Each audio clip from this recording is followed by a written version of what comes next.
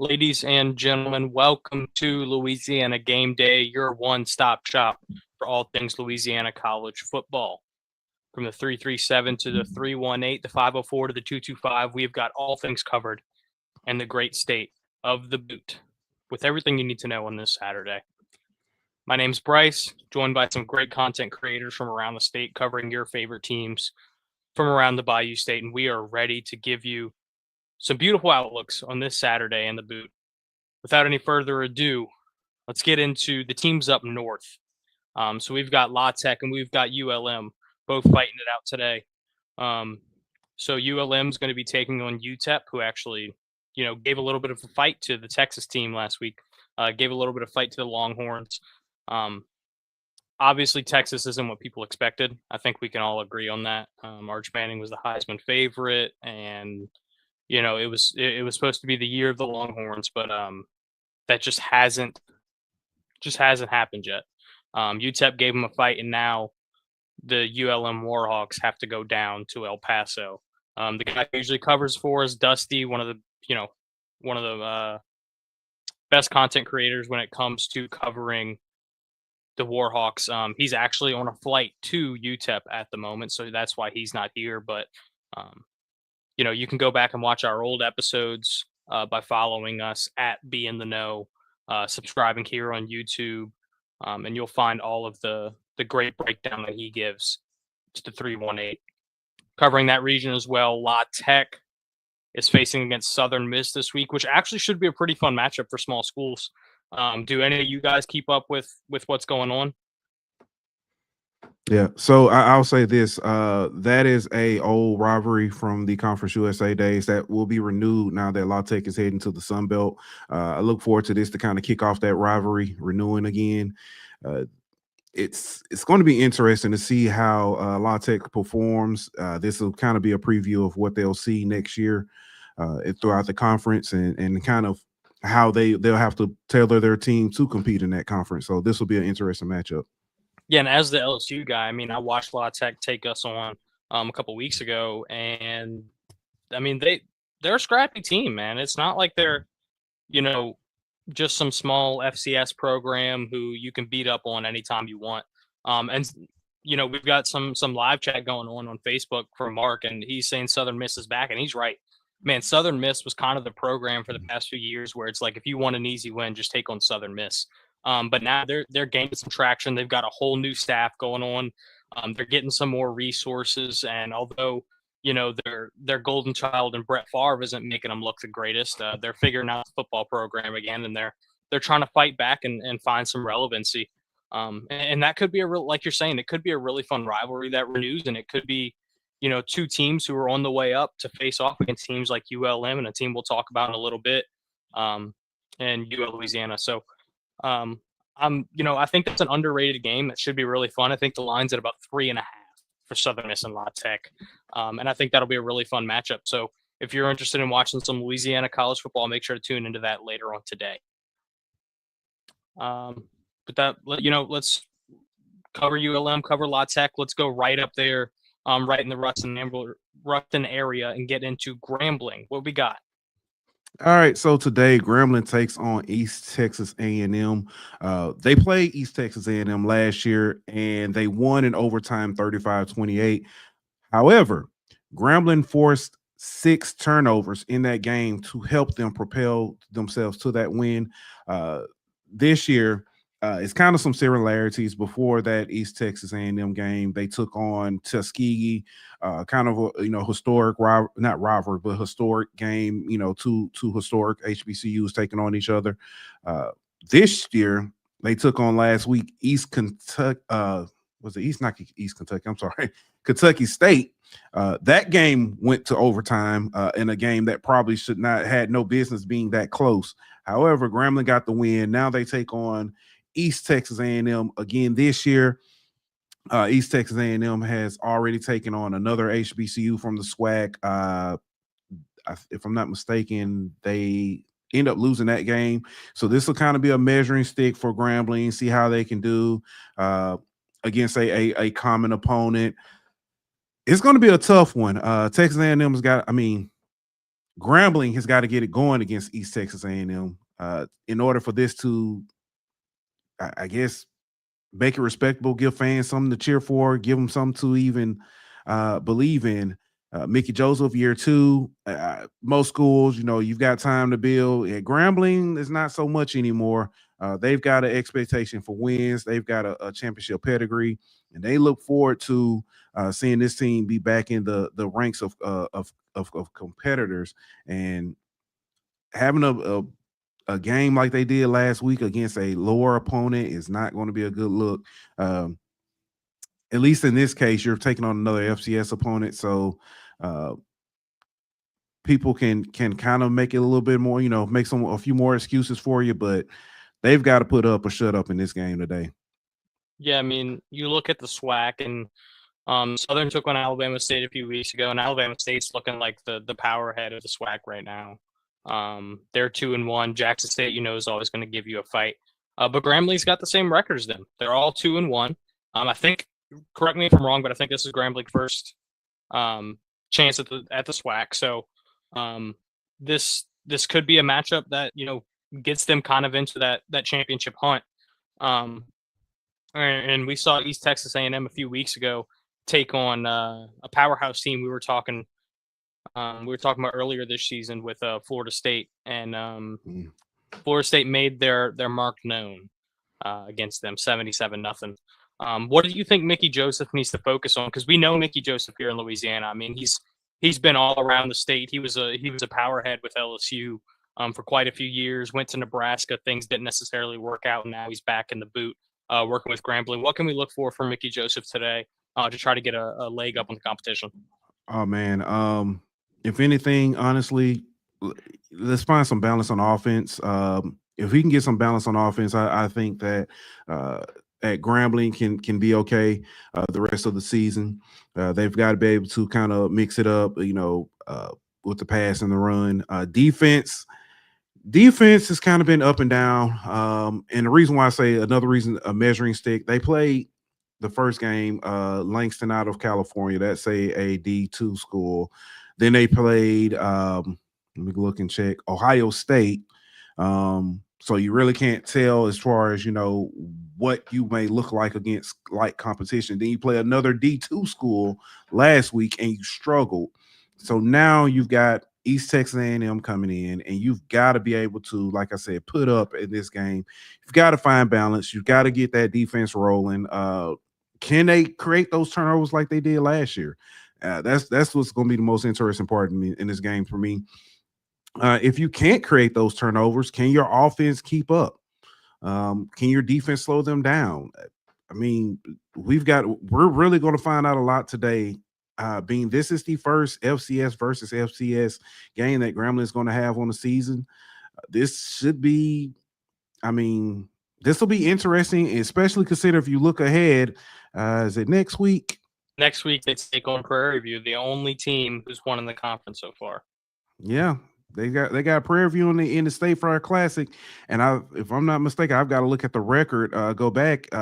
Grambling has only won one of the last 4 or 5 of those meetings in the State Fair Classic. So it's definitely, it's time to get going. Prairie View is a team that is thought to be a challenger for that West spot.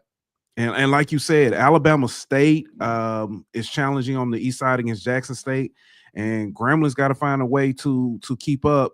They've got Jackson State in a few weeks in Las Vegas. So, hey, it's hit the ground running at this point. Yeah, I mean, if y'all don't pay attention to SWAC football can be really fun. And these next 3 to 4 weeks for Grambling are going to be, like you said multiple times so far, the measuring stick for their season. Patty B, thanks for joining us. We are going to get into Tulane. I promise you, and I know you're super excited to talk about it. Before we do that, let's continue on the SWAC course and talk about Southern. Obviously, they have a bye week this week, and they're looking to get back on track next week. Yeah, just a recap of last week. They took on Fresno State, and it was a good payday. They didn't do. We talked about them getting the passing game going, and I mean, for all intents and purposes, they kind of did. Unfortunately, they had to sacrifice something. And it looks like the run game. By chance, does anyone want to take a guess at how many rushing yards they had net last week? Southern? Yeah. Give me give me I know Trey Holly's a dog. That's about all I know about that running back room. I'm gonna go 250. Too high, too high. Way too high. I'm gonna go 75. Too high. Oh man, that's a rough outing. Yeah. Oh, I thought it was the opposite. Yeah, no, it was 11 rushing Jeez. yards last week. Passing game, like I said, somewhat got going. They had, they were 10 of 18 for 131 passing yards, which isn't great. However, it's a lot better than what we've seen out of Southern lately. But Southern's road is not going to get any easier. They've got this off week. They've got Jackson State, who we've already mentioned twice already this morning. Then they've got a Bethune-Cookman who depends on the day, may or may not show up and be a good matchup. And then they take on Prairie View, who, again, like we mentioned before, is supposed to be one of the challengers for that West spot in the SWAC championship. So it's not going to get any easier. The two SWAC games that Southern has played, guess what? They don't count. They were non-conference. Hey, SWAC, let's do non-conference games. But anyway,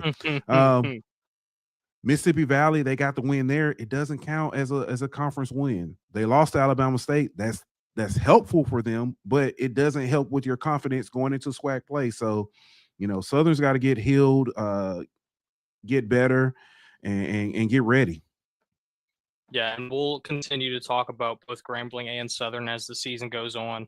Both of them have really tough roads ahead, but we've got some positivity and some optimism for both of our SWAC teams. Eric, thanks for joining us, man. We know you were a little bit late, but never a problem here. Let's tune into the Colonels. Obviously, it's been a tough road so far. Week 1 looked great, and then it's kind of been the downward stock emoji from there. So talk to us about what's going on in Thibodaux.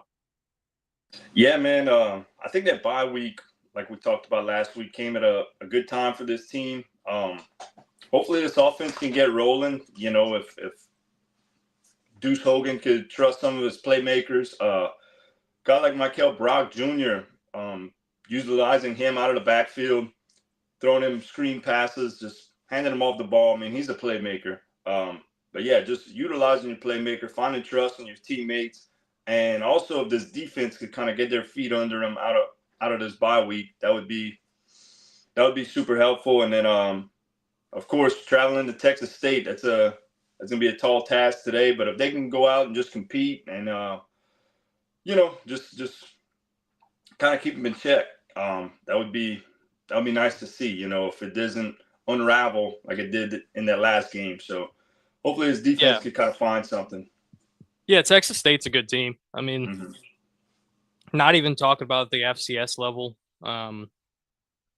Texas State's they're a team who past couple of years have looked really good and made pushes. I mean, you think about a few years ago when they had TJ Finley and everybody was like, oh man, look at him go. And then he's been to like 19 schools since then. So there's no telling where he'll end up next. But no, Texas State's a good team. Spread's at like 29, I think.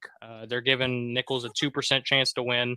So kind of how we were talking about last week with CST and the Raging Cajuns going into Mizzou. This isn't a game you expect to win. This isn't a game you expect to take away a W. But what are the things you're looking for to at least come out with some confidence? So I would like to see Deuce kind of just let it fly. He's kind of been playing after that first game. He kind of took it back in a little bit, playing more conservative. I mean, they have a lot of playmakers in that wide receiver room. So trust your guys downfield. Take what the defense gives you. And, yeah, I would like to see Deuce kind of unleash in this one and just throw some deep passes and see if we can make something happen there. And then continue to utilize Michael Brock Jr. He's pretty impressive to watch, man. Yeah, so Nichols, one of those teams that kind of just had a hard reset after last season. I mean, they've got a ton of new personnel, both in the staff and coaching department as well as players on the field. So part of this, downward spiral could be just don't have chemistry yet, don't know your guys yet, don't know what works and what doesn't. So hopefully they can kind of continue to build on that chemistry and find out what works for the Colonels. Continuing to move on in today's episode, we've got a fun little segment we call Road Dogs.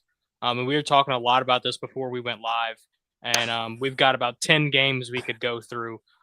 Just because this week in college football is not a week like we saw last week, where it was a bunch of powerhouses and top 25 matchups, but rather a bunch of close games that could, go either way. So these could be fun. I really liked No Chill. So No Chill, start us off with your road dog for the week. Hey, for my road dog of the week, we've got North Carolina State going to take on Duke. North Carolina State is a 3-point dog in this one. Duke's defense has been dog doo-doo this season. Give me NC State to cover an outright win in this one. That's a good one. Duke's been I know dog Patty shit. likes that. I know Patty likes that after last week, which I promise we'll get into that game. Obviously, Duke was not what people expected him to be this year. And NC State, I mean, we were talking about this before the show. CJ Bailey, quarterback at NC State, is a special, special player. I think he could be really, really good. You look at their last game, they took on Wake Forest, and it was, I think, 34-24. But that game was a lot farther apart than what the score shows, which there's another game that was a lot farther apart than the score shows that we'll talk about in a little bit.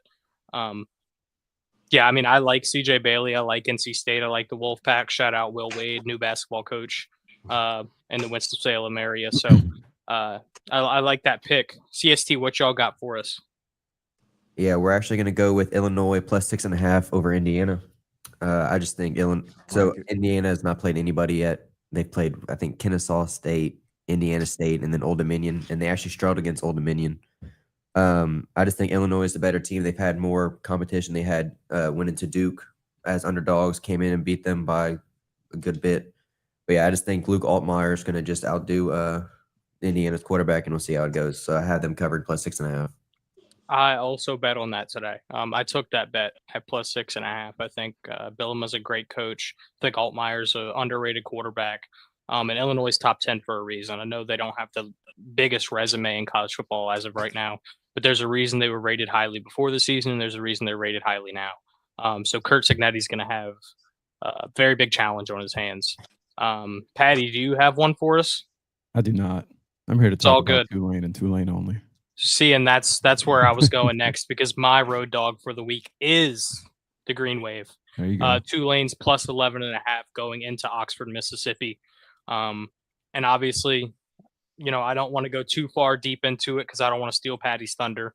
But Tulane's on a roll. John Summerall is, I mean, listen, I'm an LSU guy through and through. Went there, got degrees from there. Been an LSU fan since the second I came out the womb. But Tulane is fun, and I hope they win every game they play. I love Tulane this year. I love Coach Summerall. Everything about that program is on the up and up. So give me Tulane to cover the 11.5. We can get a little bit more down into the weeds once we get there. Eric, do you have a road dog before we move on to the boys down in Lafayette? Yes, sir. Give me SMU to cover against TCU. TCU. Yep, 6.5. SMU is a team who was, college football playoff last year. Kevin Jennings at quarterback is special.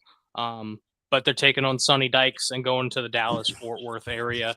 That should be a fun matchup, in-state rivalry, cross-town rivalry. So, I mean, that's a big-time matchup. I could see that coming down to a field goal. So take SMU to cover the 6.5. All right, we alluded to it earlier. Mizzou is a very, very good football team. And the Raging Cajuns are not where they need to be. 52-10. Take us into that matchup, CST. Yeah, it was just a bad showing. We had, offense just couldn't move the ball very well. We only had 4 yards passing, which I tried searching up online. I tried to ask ChatGPT when the last time was that this happened, and it glitched out. Like, that's how probably long it's been. Daniel Beal only had one completion on 8 attempts, 5 yards, and it was on the first play of the game to Caden Jensen. That was the only positive throw that we had for the rest of the game. Not that we completed any other. We only completed one other, and it was by Lunch Winfield. It was a -1, a loss of a yard. Shelton Sampson had no catches on 4 targets, so his struggles continue. And, it's just a question of when is this going to, how long is this going to continue for, and when are we going to see the production that we were expecting from him? I'm actually kind of shocked that he is still the starter as far as the receiving core goes. Nobody on receiver on our receiving depth chart has changed. It's pretty much stayed very intact. So I'm not sure what the team is seeing from the interior. They say there's been a lot of production from practice. We just haven't been able to see it as fans on the field. We only had 117 yards rushing, which, nothing to be really special about, because 84 of those yards came from Zylan Perry's touchdown run. Yeah. And as far as our defense, we allowed 427 rushing yards, and 250 of those came from Ahmad Hardy, which, last week we were talking about him. We knew this was going to be a very tough running back to face. We faced him last season at ULM, and he had 172 yards against us. That's the most we allowed any rusher to rush against us last year. So it was just horrible. It was play after play. He would just run the ball, and it was just going to be an automatic first down for him. Second chance plays. It was ridiculous. The Cajuns did get the game single turnover. Cameron Whitfield did get an interception after Eliam got injured, our DB or safety. He got injured, transported to a local trauma care in Missouri facility. And we did find out that it was a hip injury, so he will be out for some time. But look, fun fact, last time Missouri, and I was actually shocked to see this, last time Missouri held an opponent to single-digit passing yards was in 1991 when Iowa State finished with 6 yards passing. And yeah, last time Missouri held an opponent to 4 or fewer passing yards was 1976 when Kansas finished with 2 yards passing. So just tells you that, we have a good running game, but our passing game with Daniel Beal right now just doesn't look good. We haven't been able to see much as far as the passing game goes, and it's just a continued struggle that we're seeing. Cajuns will be facing Eastern Michigan today at 2:30 Central. Eastern Michigan is 0-3. They're pretty much in the very same boat as us. They're still trying to find this momentum spark. They've been close in games. They've so far played a good Texas State team who they say is really good this year, and UL probably might lose their first game to Texas State this year. They lost to a good Texas State team, lost to an FCS Long Island team. They played well against an SEC Kentucky team, but they just weren't able to pull off that win, and Kentucky eventually broke out in the fourth quarter and just ran away with the win. They got Noah Kim at quarterback. He's top 35 in passing yards. He has 767 passing yards in 3 games, 4 touchdowns, just 1 interception. The Cajuns actually faced him last season when we played Coastal Carolina. And if you I don't know if y'all remember this game or not, but UL was running away with this game in the first quarter, and so they ended up benching their quarterback for Noah Kim. And so Noah Kim came in and pretty much brought the Chanticleers back to a very close game. It was tied at the third quarter, and all throughout first half of the fourth quarter, it was tied up until the Cajuns just eventually ran away with it. Finished with 182 yards, 2 touchdowns, and no interceptions. So a familiar competitive face for the Cajuns defense. And as far as, and so that's their passing game, which looks really good. Their running game doesn't look really good. They're not running the ball well. And which is why they're passing so much. They're only averaging 130 yards per game running the ball. So nonetheless, they have a good running back in Dante McMillan.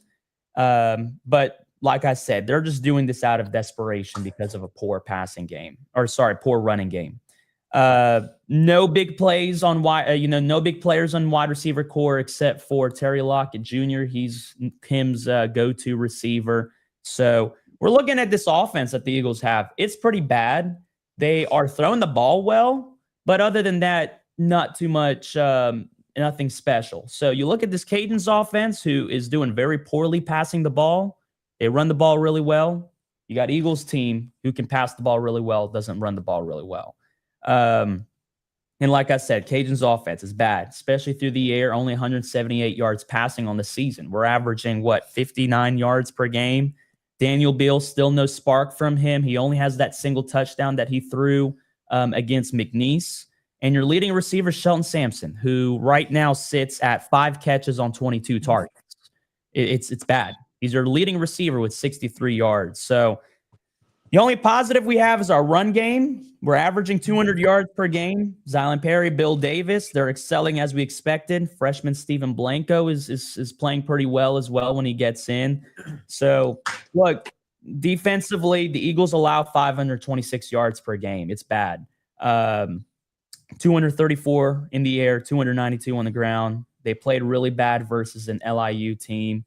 And they played well, like I said, against Kentucky in the first half. They have a tendency to play really well in the first half, and they just fall apart in the second half. So, look, this is going to be a big game for both teams.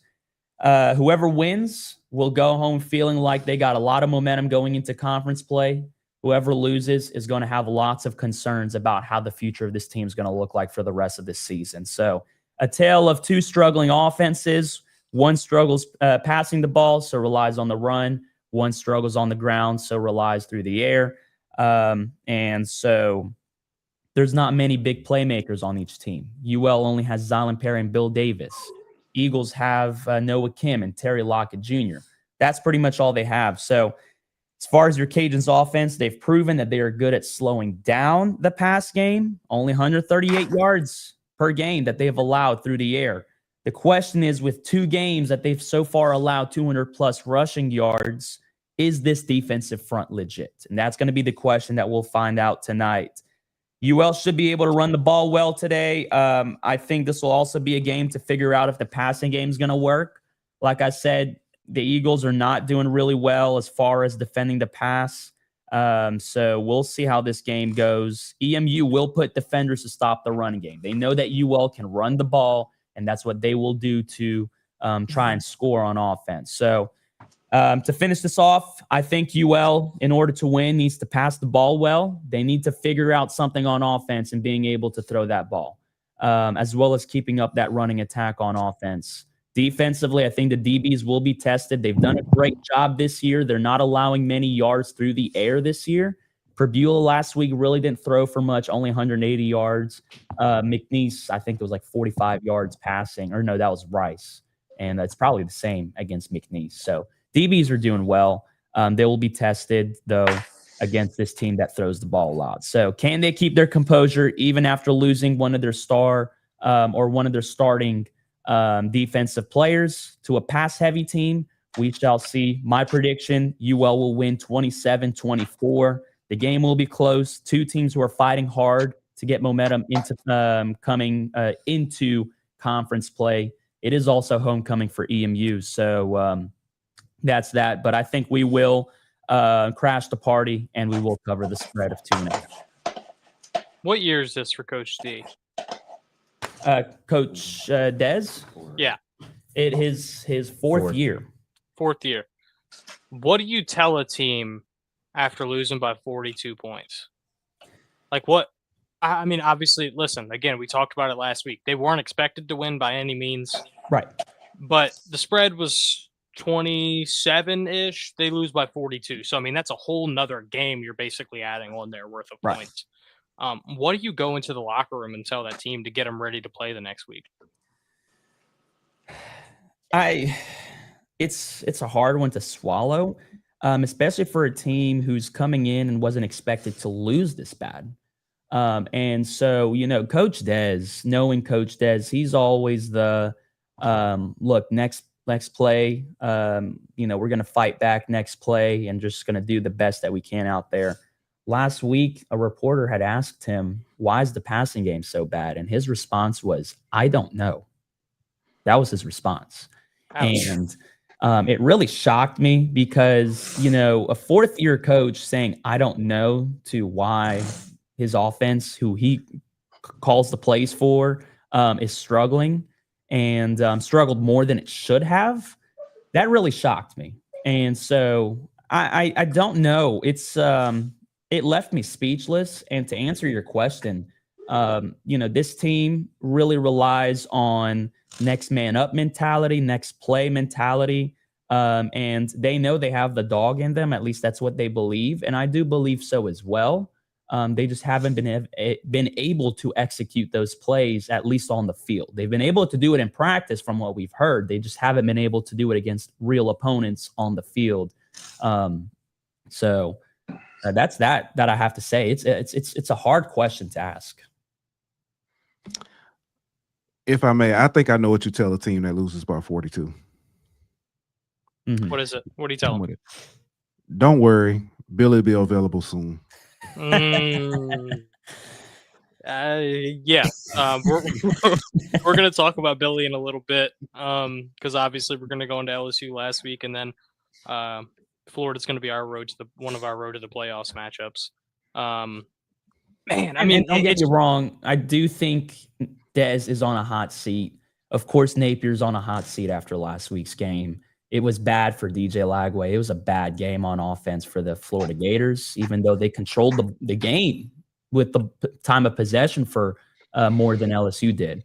But both teams are on a hot seat. I honestly wouldn't mind getting Billy Napier back here in Lafayette.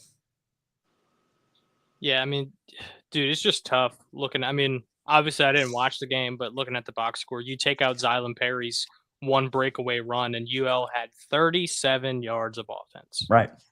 Like, It's bad. man, it's like if I legit do not know what I would say to a team after that. Like, I've never been a coach. I don't think I will ever be a coach just because I don't know enough about the X's and O's. Mhm. And I would, I'd be more of like the leader of men type coach, but I don't think I could lead anybody through a 37-yard of offense game. If you're going to be a leader of men, you got to have something to say after that loss. Yeah, Right. and It's honestly, that's it's why honestly I'm as done. simple as like, there's not a lot you say. You put it in the rear view, you burn the tape, and you get to work. Like you can't focus on that game. You just got to throw it away. Yeah, I mean, no quarterback play. Running backs couldn't get anything going outside of an 84-yard gain. Defense allowed 52 points. I mean, at that point, it's just kind of like, hey, guys, we saw what happened. Everybody knows what happened. There's no point in thinking about it anymore. Guess what? We have another game next week. Right. As Coach Summerall would say, good. That's it. Yeah, That's the only answer. Good. and that's the next coach I wanted to talk about because, listen, I talked a little bit earlier about scores looking a little bit more deceiving than what the game did. Listen, Tulane dominated Duke. That's what it is. I mean, outside of 10 garbage time points within 3 minutes to end the game, Tulane beat Duke by 20 almost. So I mean, it was a really impressive win, 34-27. But like we're saying, I mean, it was a lot closer, a lot farther away than what the box score would show you. Jake Retzlaff had an absolute field day on the ground, 4 touchdowns. Oh, yeah. Was very efficient through the air. The defense came to play.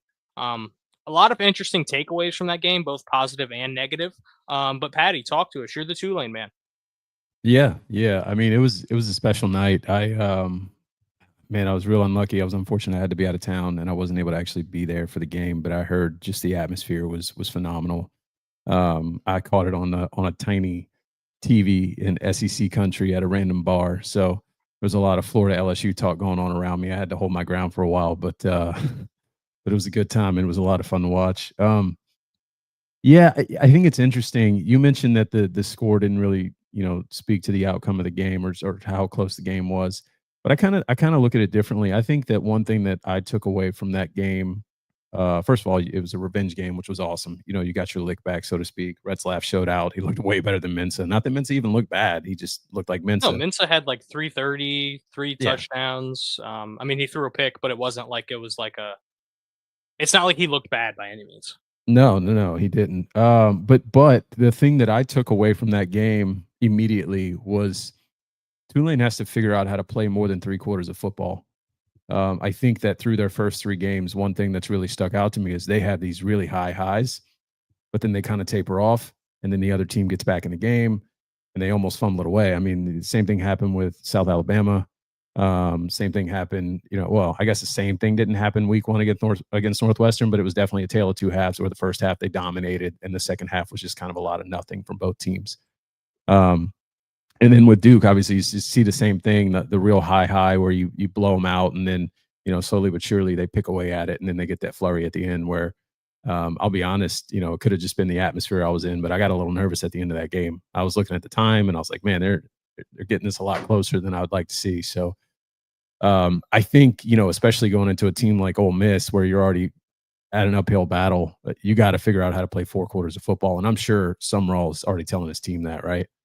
But you mentioned it. I mean, listen, super excited. I was texting a buddy of mine who's not typically a Tulane fan. He's an LSU fan. And he was like, this Retzlaff guy, man, he's good, huh? And I'm like, dude, he's just putting his nuts all over this team right now. Yeah. Like it's like he took it personal that Darian Mensah left.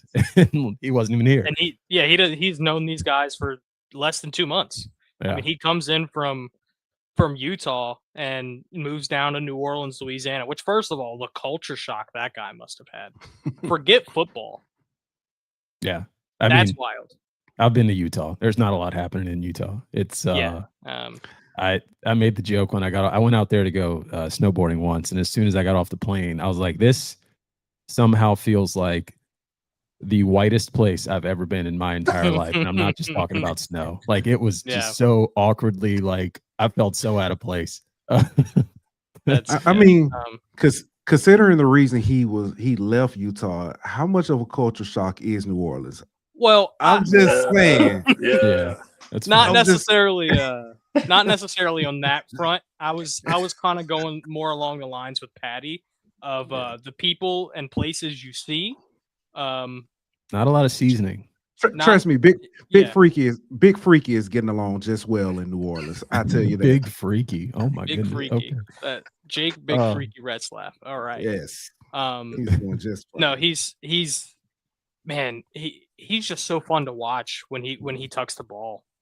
I mean, listen, I know there's a lot of, in this current quarterback situation that we see in college and the NFL, there's so much more athleticism at the quarterback position, because instead of it being guys are trained to sit back, 3-step drop and make their arm work, they're like, hey, you have talent, make your talent work however you can. And Retzlaff's talent is just moving the ball. I mean, listen, Tulane scores 34. They scored 33 against South Alabama. Like you said, tale of 2 halves with Northwestern, but he was there for 3 weeks before that game. So, I mean, they can score points, and however you need to score points, you score points and win. But they're going against an Ole Miss team who, funnily enough, their biggest weakness is the run defense. Yep. And Retzlaff is, I think he can make them pay in that. I mean, Lane Kiffin's a great coach. There's no doubt about it. Lane Kiffin's one of those guys who, if somebody gets fired at a big time program, he's one of the first 3 names to get mentioned to go take over. Not that Ole Miss isn't a big program, but you look at a school like Florida who has a lot more resources than Oxford, Mississippi. And Lane Kiffin's always in that talk. So I have no doubt that he's going to be a great, a great battle today for John Summerall. And I mean, we don't even know who's playing quarterback for the Rebels yet. No, I think they announced that Did they're they say starting. Yeah, I think they're starting. What's his name? The backup Gibbs. Chambliss. Yeah, Chambliss. Okay. Chambliss. Okay. By the way, listen, he great looked name. bad last week. Great name. Yeah. No, he looked looked bad better than Austin Simmons for part of it. I mean, Simmons' first half against Kentucky was downright embarrassing at points. And Chambliss came in last week and he looked really good. So I mean, that almost puts Tulane at a disadvantage because you've seen one game of this Chambliss kid who you didn't know was ever going to play, and you can't necessarily pick out his pinpoints of what's good and what's bad. So what do you think John Summerall can do to kind of counterbalance the idea that we're going up against a team that we don't necessarily know a lot about? Yeah, it's really interesting. Through your first 3 weeks here, I think Summerall's done a good job of being able to get his team up. And obviously, you're playing an SEC school in Ole Miss where you probably don't need to say a lot, right? Like you feel like the underdog, so you're coming to battle. But there's almost been this weird like love affair this week, right? Like in the past with these last few teams, you had the Mensa storyline where you could really tie into that. Week 1 against Northwestern, you had the Katrina thing where you could really push the team on that, and the team really responded to those things. This week, it feels like Lane Kiffin's coming out and calling Summerall the next best coach in the league, and Summerall's talking about, you know, Monty being someone who really helped him on his trajectory, and it's just been this real big like love story between the two, which is a totally different mindset coming into this game. As far as counterbalancing, you know, what Ole Miss is going to do, I think it's interesting. Ole Miss struggled last week defensively against a mobile quarterback. What's the guy's name at Arkansas? Taylon Green. Taylon Green put up 115 rushing yards on that defense from the quarterback position. So you got to think that the game plan is going to be pretty similar to what you've seen the last few weeks for Tulane offensively. Ole Miss's defense has been pretty stout. I think they're giving up about 22 points a game or something like that. I think you continue to do what you've been doing offensively. Retzlaff has shown he can also throw the ball. He's starting to, you know, fold that in as they get more time together. He's getting time with his receivers. You know, there was an issue early on with that, but last week looked phenomenal. I think defensively is really where it stands out, right? You know, we talked a little bit about their backup quarterback, Trinidad Chambliss, like what he brings. There's a lot of unknown there. I have a lot of faith in Summerall in scheming and game planning against, you know, anyone. So that's where I'm going to be watching those, the defensive side of the ball, and seeing how that plays out. I think this is going to be a really close game. I think it was a good one to pick for your Road Warriors. I don't want to say Tulane walks away with it. Obviously, that's a big, you know, just homer pick. Yeah. But I think that it's going to be a lot closer than some folks think. You know, there's been some podcasts that I stumbled across in the Tulane world. People are sharing like crazy where, you know, there's these two guys talking about how, you know, if Tulane had the players to match up with SEC schools, they'd be in the SEC essentially, or, you know, essentially calling out that Tulane players are not as big and fast as SEC players. So I think that maybe the players will see that and take that to heart. But yeah, I don't know, man. I'm really excited to watch it regardless. We'll see what's going to happen. And I think that they have a much better chance than some people, maybe not better chance than some people give them credit for, because I feel like Tulane's the hot pick right now. But if they do walk away with a win from this game, I think, you know, it's almost a formality from there. Obviously, you still got some tough opponents in the AAC, which has been a very tough conference so far this year. But you know, you're head and shoulders above everybody heading for that spot for the college football playoff. So yeah. My favorite analyst in college football is Josh Pate, and you know, he was kind of talking about this game, and he was like, "Listen, Summerall could be a guy who's an SEC coach in 2 years. He is that good of a coach, and he has a proven track record of winning. You kind of think of it like Kurt Signetti, who went to Indiana, just won, and got his chance at the big stage, and he's still winning. I think Summerall can do the same thing. I think he's a phenomenal coach. I think Tulane is getting better and better each week, and they're playing better opponents each week. So it's almost like this has been the perfect ramp up to play this big game. If you told me 2 years ago Tulane's playing Ole Miss in week 4, to me that says, oh, Ole Miss has a non-conference opponent. It's a tune-up game for the SEC. You know, they'll win the game by 30. They'll kick it on to the next week. But that's not the case anymore. Looking at the current landscape of college football with, you know, the transfer portal, NIL. I mean, Darian Mensah gets pulled away because of NIL. You bring in Jake Retzlaff, like we talked about earlier, because he's big freaky. But this is a different landscape, and this is a different way for us to look at college football and the upsets. And obviously, you have upsets every year, but this is one of those where it's like, if Tulane wins, to me, I don't necessarily call it a big time upset just because it's an American Conference team versus an SEC team. That playing field's not so different anymore, and I think Tulane really does have the ability to win this game. I mean, listen, last week they didn't get any sacks, 0 sacks on Mensa last week. So obviously that D-line needs to be able to get to Chambliss, and they need to make their mark known. But even getting 0 sacks, they had 17 points. Duke had only, 16 points. with 3 minutes left in the fourth quarter until they scored those last 10. So I think it's going to be a really good matchup. Like you said, either way, whether Tulane can pull out the W or not, it's going to be a lot closer matchup than what the spread is telling us at 11.5 right now. I took the 11.5. I would have taken it at 7.5. I think this really could come down to one score. I'm really impressed with the Green Wave. And as always, honestly, if nothing else, this is going to be the best uniform matchup of the weekend. I think Ole Miss has some of the best SEC uniforms. I think Tulane might have one of the best national uniforms. So I'm really excited to see these two teams aesthetically on the field. And I think Retzlaff, he's getting better through the air. Shaz Preston, guy from down on the Bayou, made his name known. Last week was the leading receiver with 3 catches. I think he had almost 100 yards. Yeah, you love to see that too, because Shaz is a guy we were looking at last year. He dealt with some injuries. He was a big get last year, and coming into this year, I think you really expected him to be one of your top targets. And then through the first 2 weeks, it was kind of up and down. So seeing him step up was huge. Yeah, I'm really excited for that game. I think it's a 2:30 matchup, so that mid-afternoon slot, I will be butt in seat, TV on, ready to go. Absolutely. And I'll tell y'all what, if Tulane does come down with this, they will have cemented their resume for a really good chance at getting into the college football playoffs. 3-0 against Power 5 or Power 4 opponents. That right there pretty much cements them, as long as they can take care of their conference. If they keep it close, I think they've already kind of cemented. If they keep it close and finish out, Yes. Yeah, with USF's loss last week and such demanding faction against Miami, that was another team that people were looking at as like, oh, that's the G5 school. Right. Yeah. Not necessarily. Not so fast, my friend.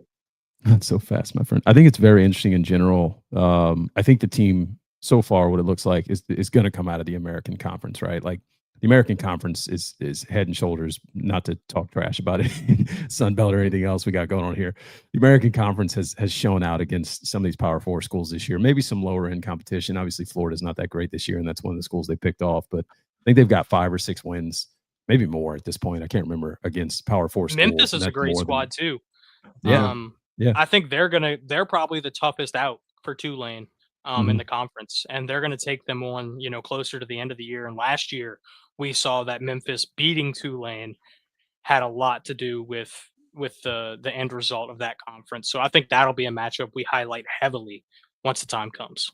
Yeah, 100%. I'm slightly disappointed that Patty has made this compelling conversation, and he didn't mention the 2 words that are the best 2 words for a small school in the daylight today: trap game.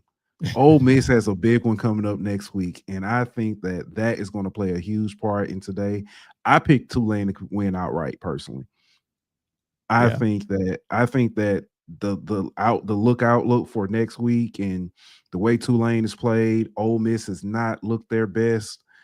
I think this boils for Tulane to do well. And I think there is somebody on the hot seat in Tulane, and it's not Coach Summerall. It's that administration, because they're going to be looking for a new head coach soon. Unfortunately, that guy's he's a shining star. Yeah, he is. I mean, and he's going to say all the right things, and you just got to hope for the best as a Tulane fan that he stays as long as possible. But I think, I hate talking about it, but it's pretty obvious when you're a G5 school, like it's going to happen. Money talks. He loves New Orleans, and he will love New Orleans forever, but that doesn't mean he's going to stay in New Orleans forever, right? Like Nick Saban still talks openly about loving LSU. He's still left. So things happen in college football. Unfortunately, that's just a trend out of Group of 5 schools. So the only positive thing that could come out of Summerall leaving the 504 is if we find him in the 225. Just saying. See. But I can't deal with that one. No, we've talked about it every episode so far, and I'm going to continue to say it. This is Louisiana college football. This is Louisiana game day. We're not here for just one school. We're not here because we're all fans of one big time program and all of that stuff. We're here to represent every team in the state, and we're here to cheer on every team in the state.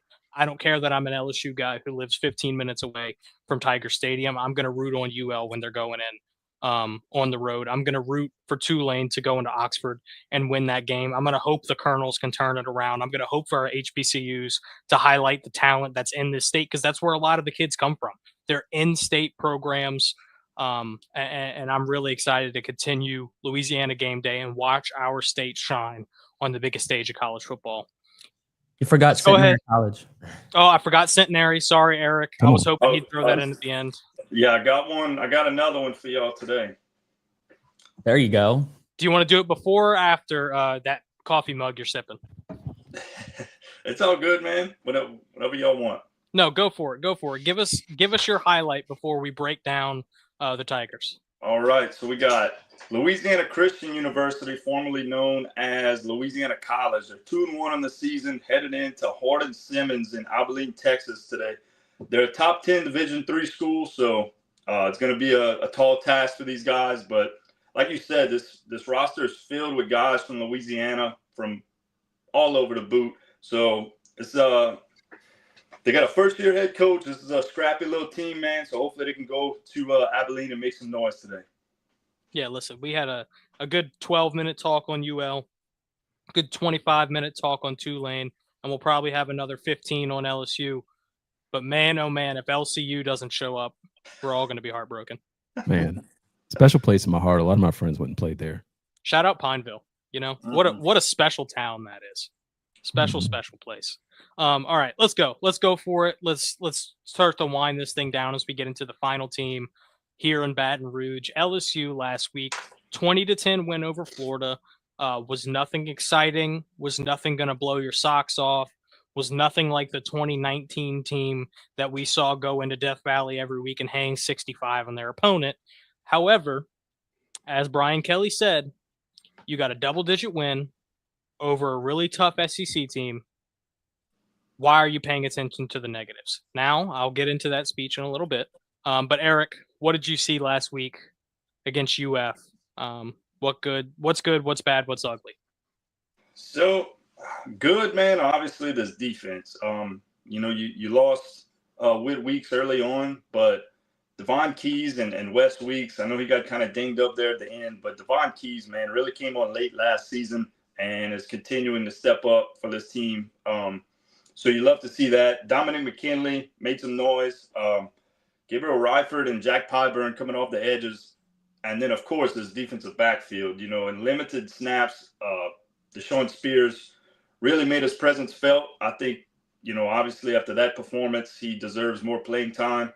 Tamarcus Cooley, AJ Halsey, I can go on and on, but Blake Baker is just a wizard with what he's done with this defense in a short time, in Baton Rouge so far. Then another thing, if we're going to play, like Brian Kelly said, field position football, Grant Chadwick, man, is a underrated weapon this team has. He was last week's MVP. That's what people don't realize, is he had 7 punts and 4 of them landed Florida inside their own 20. Mm-hmm. On those 4 drives where they're inside their own 20, 3 of those ended in an interception for the LSU defense. So, listen, if you can have DBU back, like we're talking about, 5 picks on DJ Lagway, who obviously he's not what was advertised. He was supposed to come in and be this generational talent. He was the next one from Florida. Somebody said that on X, the artist formerly known as Twitter, and they weren't necessarily talking about, special talent. They were more talking about his off the field type stuff. But anyway, DJ Lagway was supposed to be the next guy, Heisman favorite next year, possible number 1 overall pick. And Blake Baker's amoeba defense comes out there. Corey Raymond has coached up these DBs. You got Cooley getting a pick. You got Halsey getting a pick. Deshaun Spears, one of them being a pick 6. PJ Woodland out of the slot is sacking a quarterback every game. DJ Pickett's 6'5", 200, and he looks like he's an NFL player already, and he's 18 years old. This defense is unbelievably impressive. This is going to sound kind of weird, but it almost reminds me of the Ravens at the NFL level, right? Where it's not like you don't have these guys who are specifically in certain roles who are going to come out and do this, this, and this every single game. They're so versatile, and they have just a bunch of athletes who have the hair on fire, I am going to get the ball mentality. And that's what's so impressive about what Blake Baker has done in Baton Rouge. Moving on from the defensive side to the offensive side, wasn't our best showing, obviously. Outside of Caden Durham ripping off a 50-something yard run, we weren't able to do much on the ground. Garrett Nussmeier somehow has gotten worse each game. Not worse from a like he's bad perspective, but just statistically and really the eye test too. Just hasn't done the same thing every game to game. I think his best game was Clemson, and then La Tech he throws a pick on the opening drive, and this week he just wasn't what you expect him to be against Florida. Now Florida does have a great defense, but we're going to need more out of Nussmeier to continue on the path of possibly making the college football playoff. Now, obviously, he's go Eric. What you got? I'm agreeing with you. Nussmeier, I mean, he's not what we thought, right? You heard a lot of talk about Heisman and this and that before the season started, but not to make an excuse, of course, but if he is a little dinged up, like they're talking about a torso injury, I mean, you can't really let it fly too much. Me personally, heading into Southeastern, I hopefully he could get some rest early on in this game, especially heading into Ole Miss next week. Hopefully he could get some rest. Yeah, that was going to be my next question. Is this is how I feel, and I know a lot of people on social media feel the same way. Why is Nuss playing this game? Right. Like, to me, there's no point in putting Nuss on the field because, number one, if you can't beat Southeastern without Nuss on the field, there's a lot more problems than the quarterback. Yeah, shame on you. Number two, all you're doing is opening them up to possibly get more injured. Mm-hmm. And number three, Southeastern's best point of their team is the defensive line. So you're telling me you're taking a quarterback who's hurt, who you need to lead you to the college football playoff, and you're putting him in a position where the one person who can hurt you is the one lining up across from him. I'd love to see what we have in Van Buren. We brought him in from Mississippi State for a reason. Obviously Mississippi State's looking great now. They're 3-0. They're looking really good, so they might not need MVP. But you brought him into Baton Rouge to let him sit and get some experience in games like this. So you're going against an FCS opponent who only had to travel 45 minutes. Let Van Buren get in there. Let him see how he runs the offense and see what we can do. Don't let Nuss get hurt. I mean, you're going to need him if you want to be the team who you think you are. We are the number 3 team in the country right now, according to the AP poll. I'm not saying we are according to my personal feelings. If you listen to the BD poll, I would put LSU more around the 9 or 10 spot. But, listen, we have expectations right now. And if you're starting quarterback who got made number 18, which for those of you who don't know is between 18 and 7 are the two most important numbers in the LSU football program. 18 is viewed as kind of the leader of the team, the guy who you lean on and the guy who you expect to come out there and be the one for you each week. And Nuss is number 18 for us. So if number 18 goes down, where do we go from there? Right. I definitely agree 100%. Why is he playing, man? But whatever. I kind of see it a little different. I think he should play, but he shouldn't play long. The whole rest versus rust thing is real. I think he should get in there, try to get some continuity going, because this offense hasn't clicked really all year from an execution standpoint. A lot of people have placed blame on Joe Sloan. A lot of people have placed blame on Brad Davis. In my personal opinion, I think the plays are there. Execution is off. Give them a quarter and a half. Let them build it up. Just build up some confidence and pull them out of the game. I don't care if the score is 17-7, 17-10. Pull them out of the game. And like you said, if you can't win without him in the game, you've got a bigger issue than just quarterback. Yeah. I think the key for us moving forward, get those wide receivers involved, man. You've got a wide receiver room who could do anything they want on the field. You look at Nick Anderson, he's 6'4", one of the biggest gets out of the portal. He's been irrelevant so far this season, which is a shame because he's a really talented player. He showed that. He battled with some injuries, but he's healthy, and we need to get him involved. Xavier Thomas, Barry, and Brown, if the ball gets in those guys' hands, they are special. Yeah. And we need to be able to get the ball in their hands. And the leader of the wide receiver room right now is Aaron Anderson. He's a guy who sneakily gets 7 catches for 100 yards every game. You don't notice it until the game's over, and then you're like, man, he picked up a 3rd and 6 for us.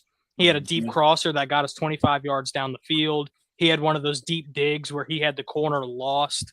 I mean, he's a really special player. He's not somebody who you're going to notice every single snap. He's no Jamar Chase. He's no Malik Neighbors. He's no Brian Thomas. He's no Justin Jefferson.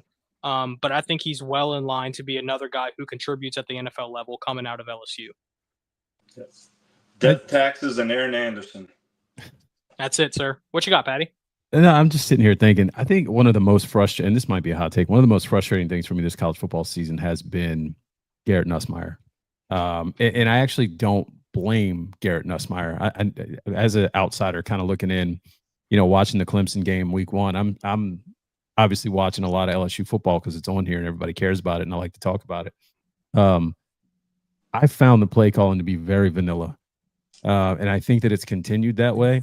And I kept asking myself, why are they protecting him? Why are they protecting him? What the hell's going on? And then obviously they talk about the oblique injury. So now I'm curious, like, why are they playing him? I get the thought about rust versus rest. I just think if he's going to play this week, you got to let him go.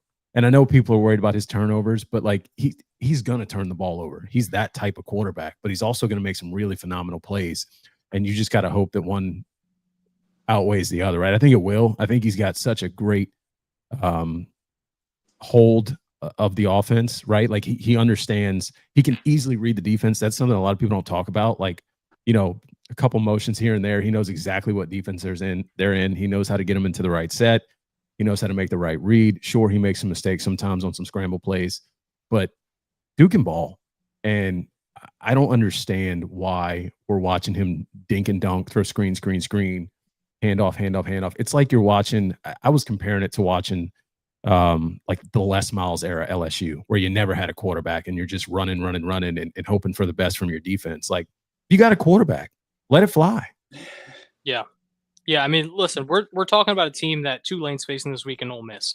If Nussmeier doesn't let it fly last year against Ole Miss, we lose. That's what it is. We did not win the game. We were in the lead 0 times until the score was 27-20 and we walked out of the game with a win. Like, we did not deserve to win that game in some people's eyes. Yet, Nussmeier was not afraid to let it fly. And, obviously a guy who's, no longer with us and prayers out to his family, but Kyron Lacey won us that game too. Nussmeier being able to have the chemistry with his receivers and trust them and push the ball downfield. Yes, he's going to make mistakes. Yes, he's going to throw interceptions. But if he can walk out of a game with 400 yards, 4 touchdowns, and he throws 2 picks, chances are a lot higher we win that game than if he comes out with 200 yards and a touchdown. So y'all better be careful. Brian Kelly's going to come after y'all. Yeah, we know. He's a nice guy. Don't get me wrong. Signed football, Brian Kelly, written straight to me. Thank you, BK. Appreciate you, brother. You didn't know you did that. I won a raffle, so don't take it personally. But no, listen. Nussmeier's a great talent. He's got all the talent in the world, and he's got it in between the eyes too. He's got it, man. He's a coach's son, and he's been raised from a very young age to be a quarterback. And he's got the build to be a quarterback. He's got the talent to be a quarterback, and he has all of the potential in the world. So why are we taking a guy who has 5-star talent and we're making him look like a 2-star cat? Just not what we need to be doing. I have my thoughts on Joe Sloan. I think we can make some improvements. But man, just let him play. Let him ball. I agree. Yeah. He's making me look bad too. I was talking him up to all my LSU buddies who hated him last year, and now he's just irrelevant. Yeah, I think the biggest sign for me is every year LSU's second year, if they have a continuing quarterback, has been night and day. And I think that's true this year too, but unfortunately last year was the wrong way. Yeah. It's just, and again, it could be the injury. It could be because the defense is playing so well that we don't need him to do this and that. And whatever the case coming from the building is, whatever the case coming from Brian Kelly directly is, sure, you coach your team how you want to coach your team. But as fans, we have the right to be concerned about a team who we knew could win by 35, 40 points, pulling out 10 to 15-point victories. Before we get into our road to the playoff segment, where we'll mark off our 5 games that could have a major implication on college football playoff, I covered them a little bit in the beginning. ULM going to UTEP, and we've got boots on the ground in the El Paso airport. Dusty, give us your breakdown on the Warhawks. Man, I don't even know what time it is. Apparently, El Paso Neither is do an we. hour behind Central. Neither do we. It's fine. I was late getting to the airport. Thank you, TSA pre-check, for expediting that thing, and Southwest for giving me a good bumpy ride to make sure I stayed awake. But no, this is a huge game. I mean, I know that the Warhawks are sitting at 1-1, right where we thought they were going to be at this point in the season, coming in off of a bye. So a lot of good, healthy bodies coming in. But I don't think we've really seen or learned a whole lot about what this Warhawk team is really all about. And this is the game, even when I saw the schedule come out the way it fell, this is the game to learn, is this a good team, bad team, or indifferent team? Watching UTEP to get ready for this week, I went back and watched all 3 of their games. They're 1-2. I'm impressed really with their front 7. And so I think that with that defensive front there that the Miners have, you're going to have to really see what this O-line's made of. And it's a lot of returners for ULM on the offensive line. So that's definitely a big key. We also got to see what Aiden Armenta can do. He struggled a lot with the passing game. We saw that in Alabama. I know Alabama's Alabama, but he struggled even with the St. Francis game as well to open the season. We got to be two-dimensional because this defensive front, as I said, for UTEP is going to shut down the run and slow it down. You got to be able to air it out. Yeah. Listen, UTEP's a team who last week hung on to Texas for far too long. And again, I talked about this at the beginning of the show. Texas isn't what we expected them to be. Obviously, Louisiana Cat, Arch Manning from the Manning bloodline. He hasn't been spectacular, but UTEP's a good team, man. Just because, the record doesn't portray it and the name value doesn't portray it, they're a team who can make some noise. So, like you talked about, battles won in the trenches. So let's hope ULM can put the pedal to the metal and put their beef up front against that D line. Yeah, I opened up joking about the time, but that to me is really kind of a big thing, right? Of how quickly can players and the team adjust to this 1 hour weirdness time that, we're essentially kicking off 8 o'clock Central, 7 o'clock here in the mountains. Is that going to be a falling difference? asleep in the third quarter, Dusty? Well, I mean, I will be. I brought my pillow, my blanket, But no, I think that's key. It's a hostile crowd also for a mid-major football program. Their opener that they had against UT Martin, there was a lightning delay for 2 hours. They kept 21,000 plus still in the stands. So for mid-major football, this is a great matchup. It's a great thing. Not wanting to look ahead, but the real football starts next week when Arkansas State comes to town. Haven't beaten them in like 15 years, so this is a game that they really need to start going down the path of moving the needle and getting ready for Sun Belt Conference play. Yeah, when I looked for the matchup this week before you came on, I was like, oh, they're playing Arkansas State this week. That should be a fun matchup. And then I realized I was looking ahead. So let's hope the Warhawks don't do the same and look ahead to that conference play and take the battle that's in front of them. I think the line's at 6.5 for this matchup. Warhawks are obviously the underdogs.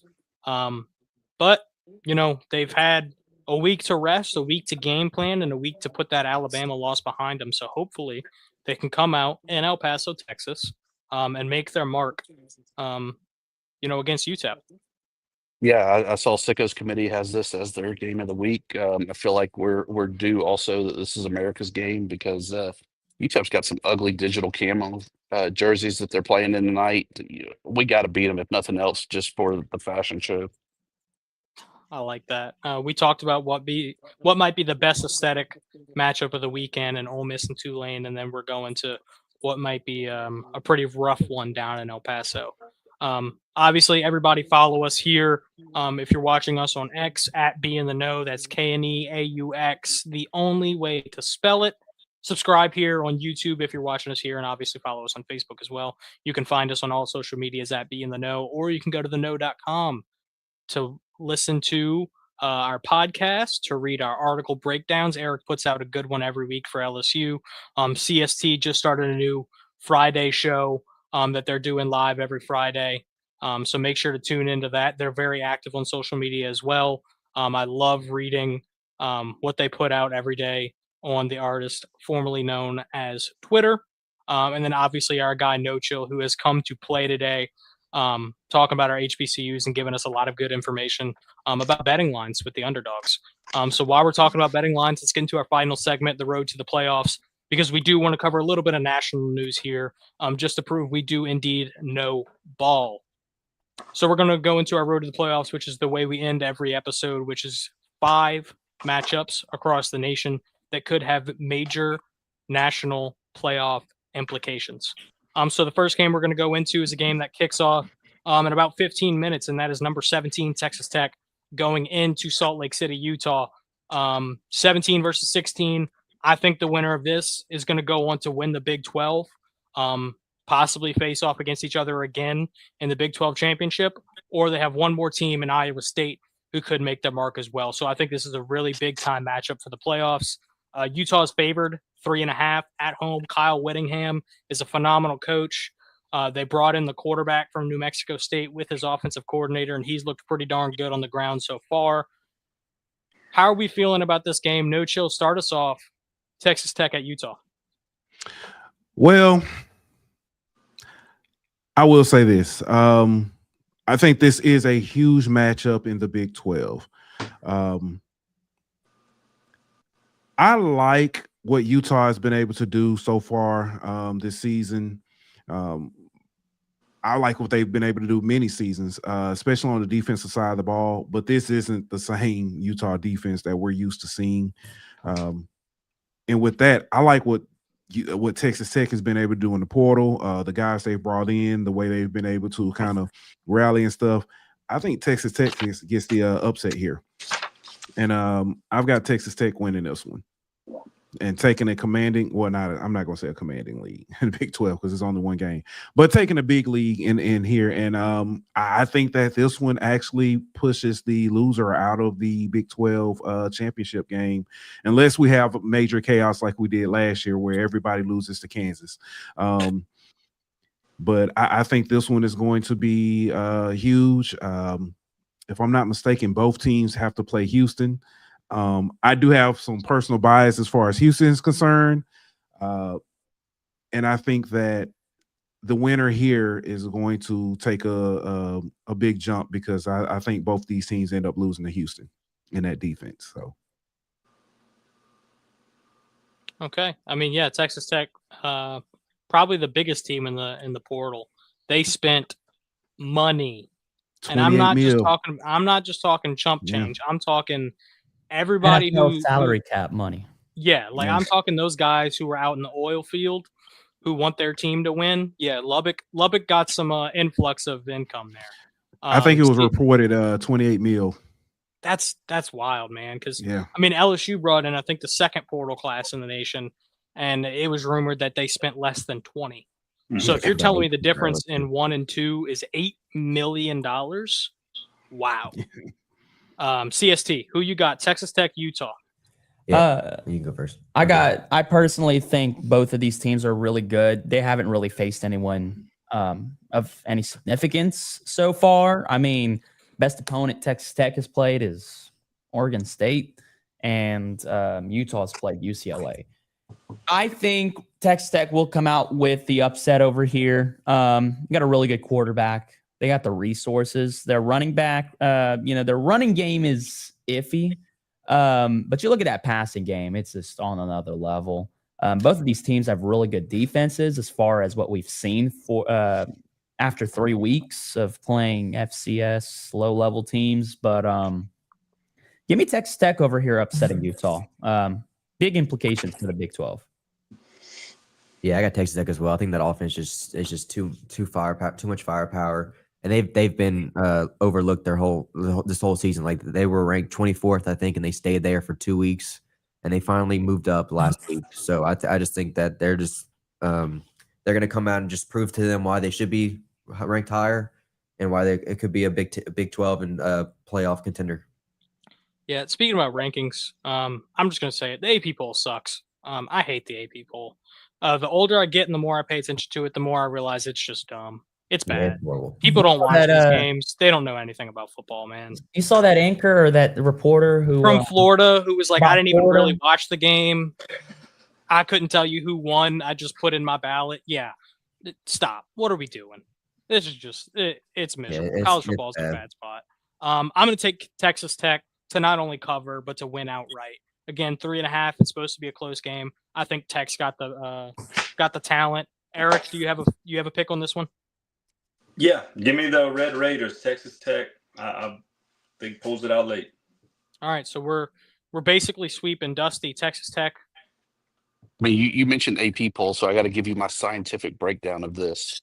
Okay. I don't know what kind of food they have in Utah, but I know that Texas Tech's got some good tortillas and some good Tex-Mex. So give me the Red Raiders all day long. I like the way you think. I'm also all about the food. We're going to go a little bit quicker on this one because I have a feeling it's not going to be a close matchup. It's a tale of two teams in the same state. Number 4, Miami at home against Florida. The line's only 7.5. I don't know why it's only 7.5. Florida has shown me nothing this year. Miami, in my opinion, is the most impressive and the number 1 team in the country. Give me Carson Beck and the Hurricanes to mollywop the Gators. Does anybody disagree? No, I agree. I think you nailed it. DJ Lagway is not a good quarterback as advertised earlier in the season. Carson Beck's looked really good. Give me Miami to blow them out here. As I saw some social media person say about DJ Lagway, his music sucks. Yeah, I'm gonna go with Miami as well. I do think it's gonna be closer than people think it's gonna be. I think 7.5 is a good spread. I think Florida's gonna they're gonna have to bounce back. They're gonna have to do something. DJ Lagway's gonna have to change something. Billy Napier's gonna change something. Everything just about Florida. They have nothing to lose. I think they're gonna come into Miami, still lose pretty comfortably, but I think it's gonna be closer than people think it's gonna be. Still have Miami covering though. Yeah. Miami BTA. I feel that. What I think is going to be a really fun matchup, and it's because I listen to the Bussin' with the Boys podcast. It is the quote-unquote Bussin' Bowl, 21 Michigan going to the corn-fed boys of Nebraska and Lincoln. Big Ten matchup that could have playoff implications. I mean, we're looking at a Big Ten that outside of Ohio State, Penn State, and Oregon is wide open in that second tier, and they're probably going to get 4 or 5 teams in this year. So one of these teams could very well sneak their way in to the CFP. I'm going to take Nebraska here at home. I think Lincoln is one of the toughest and most underrated environments in college football. I think Go Big Red is coming in full force. Matt Rule, year 3. There's a reason it's talked about every single time he gets a new job. And I think the place is going to be rocking. I think Bryce Underwood is going to get humbled for a second week in a row going up against the Black Shirts of Nebraska. Is it bad if I don't really care about either one of these teams? And Nope, not bad at all. It has Hope it gets nothing to do canceled. with Louisiana Game Day. We couldn't care less about this matchup. I feel like it's important to talk about football worldwide. But Well, yeah, you if know, you have no opinion on this game, I'm with you, Dusty. You feel how you want to feel, brother. I'll give you another scientific spin for it. Mhm. Omaha's in Nebraska. Correct. The Sun Belt was represented, the SEC with LSU there. Yep. We'll stick with Nebraska. See, he doesn't care about the teams, but he keeps picking the same thing as me, so he's a very smart guy. Eric, Nebraska, Michigan, who we got? Give me Nebraska. Big Red shows up big time. Cajun, y'all are decked out in red today. Obviously, it's for the Raging Cajuns, but do we stick with red? I think Dylan on Nebraska's team is really good. And I don't see why Nebraska loses this game, but I got a little Michigan in me, and all I'm going to say is go blue. Yeah, I'm gonna go with My bad. We're gonna go with Nebraska. I think Dylan Raiola is a much better quarterback than Bryce Underwood. Bryce Underwood just hasn't proved anything yet. Yeah, I agree. Yeah, He's got a great first name, but he left the Tigers. but so I would say forget if him. it was flipped, if they were playing in Michigan, I would probably lean more Michigan. But with it being in Nebraska, with the freshman quarterback, I think just Dylan Raiola is going to just play much better. Bryce Underwood hasn't proved anything to me yet, so I think Nebraska comes in and wins. Since Dusty gave his scientific evidence, I'm going to give mine. Dylan Raiola has stolen all of Patrick Mahomes' powers. He has that Monstars energy. He's stolen his looks. He's stolen his moves, his warm-ups. Yeah. I'll take Nebraska. I like it. I don't like Raiola completely stealing something from somebody else, but whatever works for you, brother. Win some football games. We'll be a little bit quicker on this one because we already kind of covered it in the Road Dog segment. Illinois at Indiana. Bielema versus Signetti. Again, top 20 matchup. You've got 9 going into 19. Big 10. I'm completely in line with CST on this one. Illinois to cover the 6.5. And not only are they going to cover the 6.5, I think they go in there and win and prove why they're a top 10 team. I agree. That's a scrappy bunch there in Illinois. Juice Williams was one of my favorite players growing up. Give me Illinois. I've got family in Illinois, so I grew up kind of liking the fight in the line. Now, Indiana has shown they've struggled with physicality going back to last year. I don't think that Signetti has recruited the guys yet to get them up to par for that physicality. Bielema has. Give me Illinois. Sorry to answer Illinois, but I saw Illinois also has 16 returning starters, so they are 3rd in the country in returning production, and they went 9-3 last year. So I think they're just going to be a much better team today. I got Indiana winning this game. I'm gonna kind of love to be different, huh? I just love to be different. See, I feel different today. He's trying to be like me. I'm trying to be like him today. Yeah, but here's the problem: is he's one of y'all is 3-0, and then there's the other one. So yeah, we'll see how that goes this week. We'll see how it goes. I do think Indiana's going to pull this off. They got a really good running attack. They got 3 running backs who have 200 yards already on the season. A quarterback in Mendoza. Are they siblings? Both Mendozas? Are they? Yes. Oh, okay. Well, you got the Mendozas over there who are playing pretty well. Give me Indiana to win this game at home. Dusty, we need some science. The Mendoza brothers / as we all know, but Signetti wins. Google them. That's funny. That's good. All right, and then the game I saved for last is the one I think might have the most implications as far as the playoff goes, because it's 2 SEC teams who are undefeated, and one of them's got the Heisman favorite in John Mateer. So we are going to be seeing a huge matchup in Norman. Number 22 Auburn going into 11 Oklahoma. Storylines galore in this game. Jackson Arnold going back to Norman. He's going to get booed out of the place. He might pull a Jake Browning, win the game, and say you should have never cut me. So this is going to be a really, really fun matchup, I think. Line's at 6.5. I could see this going either way as far as the line goes. I think it's a really good line, but we talked about it a little bit earlier. I think Oklahoma is going to be the team who pulls away in the fourth quarter. Jackson Arnold's going to make mistakes, and that Brent Venables defense is phenomenal. Wow. I can't talk. It's been a long time, almost an hour and a half here on Louisiana Game Day. But give me Oklahoma, number 11. They're going to get into the top 10 of the AP poll after beating the Auburn Tigers. Yeah, I gotta agree with you here. It's gonna be a game where Auburn's really good at passing the ball, running the ball, and Oklahoma's really good at passing the ball. I think it's gonna be a high scoring game, in my opinion. I think it'll be more of a higher scoring game.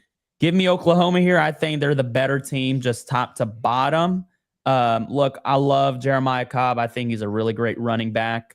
But that's, in my opinion, pretty much all they have on that offensive side that's really going to excel that offense. Give me Oklahoma, and I agree with you here. They'll move themselves into the top 10 of the AP poll. Yeah, I think it'd be a close game for the first half, maybe, and then I think Oklahoma's just going to pull it out. I think they're going to win by that. They're definitely going to cover the spread. I think Oklahoma wins by 10+. Yeah, give me Oklahoma. Yeah, I think they're going to run wild in this one. I think follow up, like he said, I think they win big time. Give me Oklahoma. I don't have any science, I but like yeah. oh, go ahead, Chill. No. Go ahead, because I've got. He's got some actual science. Oh, he has science. Okay, yeah, we got to save the science for last. Auburn struggled last week with South Alabama, and South Alabama is not the best team in the world, so they're definitely going to struggle on the road at Oklahoma. Yeah, I completely agree with that. I like it. Yeah, I completely agree with that. Oklahoma's going to win. However, I think, and I talked about it earlier with Auburn. I think Auburn's going to cover. We talked about this before the show. This injury report for Oklahoma is massive. I think there's like 15 guys on this report. 4 out, 1's out for a half. We've got a lot of doubtfuls, a lot of probables, but yeah, it's going to be massive. And these are all linemen heavy. Yeah, this is going to be a tough SEC battle. And I think we're in for a good week of college football, no matter what the AP poll says. So obviously want to thank everybody for watching. I think this has easily been our best episode yet. We're getting better and better each week. We're building some chemistry up, and we're excited to keep on doing this throughout the college football season here on Louisiana Game Day. Like I said, make sure to follow us on all the social medias at Be in the Know. You can see it there in the bottom left, or go to theknow.com as you see on the bottom right to check out articles, podcasts, and all things Louisiana sports. We do more than just college. If you're interested in the Pelicans, the Saints, we've got that too, and even some national stuff. So we are excited to keep on making this content, and we will keep coming back to you every Saturday morning at 9:30 a.m. here on Louisiana Game Day. Anything y'all want to say before we head out of here? The Warhawks. Go Cajuns. It feels weird for getting all the picks of y'all the same. For the that's good news for us. You're the best one on here, so I'm ecstatic. It feels weird, but we'll see. We'll see what happens next week. It's either really good or really bad for you, brother. Yep.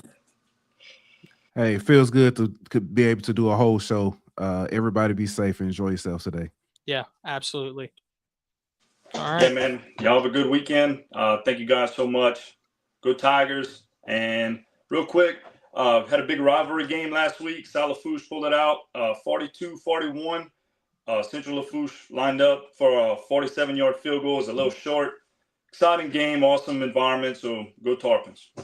Yeah, you thought we were national sports and college sports. Welcome to high school sports too. This is Louisiana, baby. Battles on the bayou. We love football and centenary. Oh shoot, can't forget centenary either. I mean, this is what football is all about. This is what Louisiana is all about. As always, we appreciate you guys watching. If you don't catch us live, you can always go back and watch us again on all social media platforms and check out the rest of our content as well. So from me, Bryce, aka Redfish, aka Cajun Reese Davis, we will see you next time.